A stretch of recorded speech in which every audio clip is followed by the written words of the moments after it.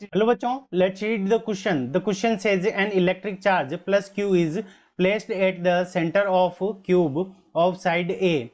The electric flux on one of its face will be option A Q divided by 6 epsilon naught, option B Q divided by epsilon naught Q square, option C Q divided by 4 epsilon naught A square, option D Q divided by epsilon naught. ठीक है बच्चों, इस question को करने के लिए सबसे पहले हम डायग्राम बना लेते हैं।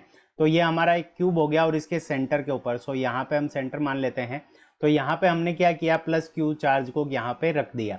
अब इसकी हमें साइड कितनी गिवन है, तो ये हमारी सरफेस की जो साइड हो गई वो हमारी कितनी हो गई, ए के इक्वल हो गई। ठीक है बच्चों, अब हमें क्या निकालना है कि इसकी एक फेस से निकलने वाला जो इलेक्ट्रिक फ्लक्स है उसकी वैल्यू कितनी होगी। इस क्वेश्चन को करने के लिए हम क्या करेंगे, की कंसेप्ट अप्लाई करेंगे। की कंसेप्ट, अब की कंसेप्ट के अंदर हमारा क्या हो जाएगा कि हम गाउस थ्योरम लगाएंगे। गाउस थ्योरम से हम क्या लिख सकते हैं कि हमारा जो फाई होगा electric flux, phi is equals to, तो इसको हम क्या लिख सकते हैं, ई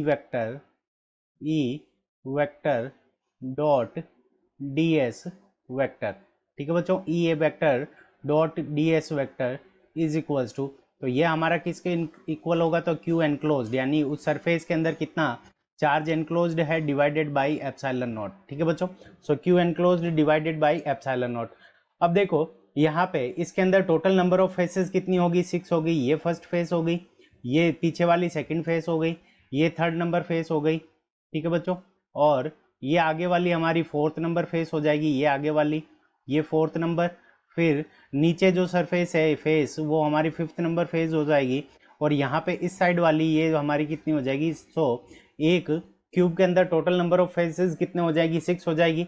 हमारा जो फाई होगा, ठीक है बच्चों, तो टोटल जो फाई होगा, फाई इज इक्वल्स टू, तो हर एक सरफेस के कारण होगा, phi 1 plus phi 2 plus phi 3, यहाँ पे phi 1 plus phi 2 plus phi 3, इन सारी सरफेसेस को हम क्या करेंगे, ऐड करेंगे, प्लस यहाँ पे हमारे पास में कितना आ जाएगा, फाई 6। ठीक है बच्चों, अब देखो बाई सिमेट्री हम क्या लिख सकते हैं कि फाई 1 फाई 2 फाई 3 इन सभी की वैल्यू हमारे क्या होगी। Phi 1 is equals to phi 2 is equals to phi 3 is equals to, ठीक है बच्चों, तो यहाँ से हमारा डॉट डॉट डॉट 5 4 और 5 6, यहाँ से हमारी सारी वैल्यूज क्या होगी, इक्वल होगी।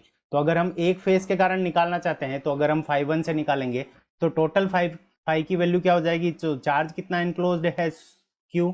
टोटल 5 की वैल्यू हमारे पास में कितनी आ जाएगी, Q divided by epsilon not के इक्वल आ गई। ठीक है बच्चों, और ये वाली जो वैल्यू होगी वो हमारे किसके इक्वल होगी, फाइव का वैल्यू हमारे पास में क्या है, तो सारी 5 1 5 2 5 6 तक वैल्यू इक्वल है, तो हम इसको क्या लिख सकते हैं, 6 मल्टीप्लाई बाई 5 1।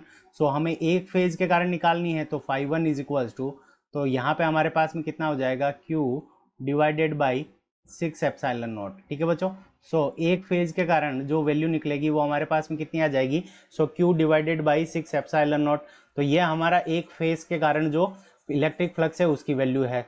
ये हमारा करेक्ट आंसर है। अब हम देखते हैं, ये ऑप्शन नंबर ए में गिवन है, option A is the correct answer of this question. I hope you understood it well. Best of luck, thank you.